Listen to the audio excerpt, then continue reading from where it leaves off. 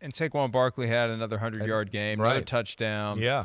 The MVP race, just to check that box, because it is fun to talk about, and it changes week to week. And at the end of the day, look, if the Eagles catch the Lions for the number 1 seed, that significantly even improves. if they're awesome in the number 2 seed, right, it's right, like because Saquon Barkley gonna overcome Jared Goff because he's the MVP candidate that the Lions would have to offer up. But I think it's basically Barkley and Josh Allen I think right so. now. That's what I was hoping you were going to say. Doesn't yesterday's game essentially serve as an elimination between Lamar Jackson and Saquon Barkley? I mean, doesn't it? Your logic and what we've seen in this whole thing throughout, and you were one of the first people ever on this, and we're watching again here. Watch this. I mean, they're just leaning on him.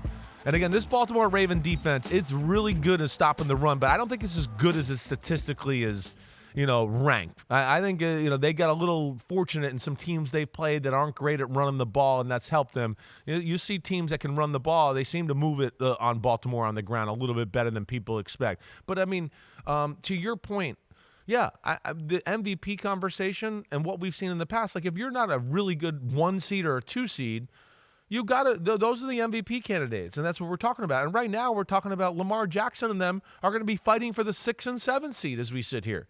I know they got the tiebreaker with the Broncos, but damn, they lose another game here. We're going to be sitting here going, the Ravens got to hang on here down the home stretch to make sure they make the playoffs. And the odds reflect it right now. Josh Allen is in negative territory, negative 210 to be the MVP, and Barkley's at plus 350. Wow, he's on a negative still? Well, after last night with Josh Allen, with what he did last night. Yeah, and those plays. Yeah, I think that in that setting, prime time, in the snow, first person in league history to have a touchdown throw, a touchdown catch, and a rushing touchdown in the same game. Every big moment when they can put a team away, he always makes the play to put them away. That's right now. So the stats don't always look pretty, but he makes the play in the moment to where you go, well, there you go. They're up 3 scores. The game's over now.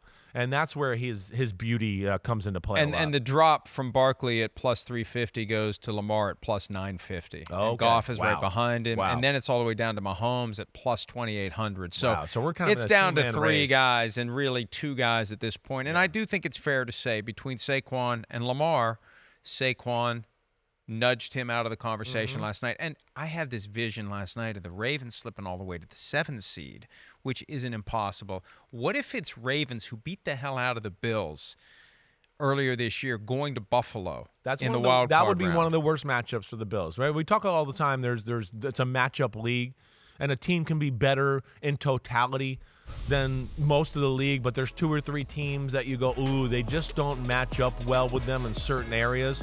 And Buffalo having to play Baltimore would definitely be one of the least favorable things for Buffalo in the first round. And that would be not what you'd want to see necessarily.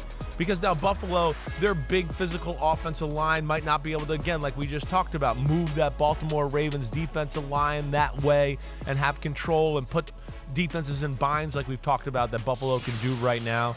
That'd be interesting. But the other part of that too that's changed from Buffalo Baltimore part 1, if part 2 does go down, is Buffalo's offense is way better now, and I do think they'd be able to throw the ball at will on Baltimore, and that would be the problem too in that game. So we got some matchups that could be awesome here going forward. Hi, it's Mike Florio. Thanks for watching PFT on YouTube. Hit subscribe for the latest news and analysis from Pro Football Talk.